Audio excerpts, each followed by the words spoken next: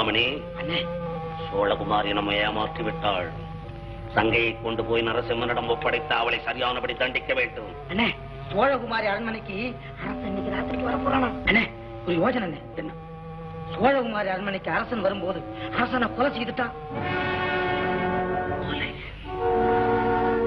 அவள் பக்கத்திலே அரசனை கொலை செஞ்சுட்டு அந்த குற்றத்தை சோழகுமாரி மேலே சுமத்திடுவோம்.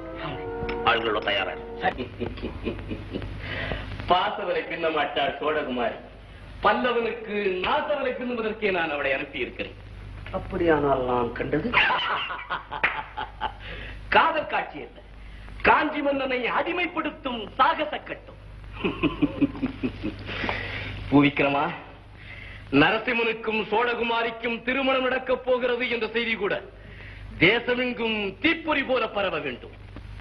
அந்த செய்தி பரவினால் பல்லவனுக்கு பெண் கொடுக்க துடித்துக் கொண்டிருக்கும் கொள்ளிடக்கரை மன்னர் முத்தரையர் பல்லவனின் எதிரியாக மாறுவார். காஞ்சிபுரம் தன் பலமான கைகளில் ஒன்றை இழக்கும்.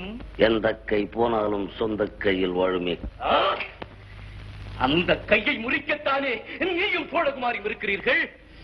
இதோ பார் பூவிக்கிரமா, திருமண குழப்பம், திருநாவுக்கரசருக்கும் திருமழிசை ஆழ்வாருக்கும் சைவ வைணவ குழப்பம், சமண பௌத்த மத குழப்பம், இப்படி நாடெங்கும் குழப்பம் குழப்பம் குழப்பம், கோட்டைக்குள்ளேயே குத்துவிட்டு அதுவே நாம் நுழைவதற்கு நல்ல நேரம்.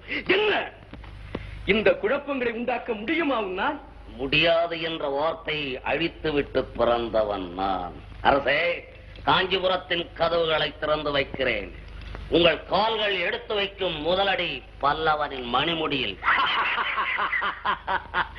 சபாஷ் பூவிக்கிரமா, சபாஷ்.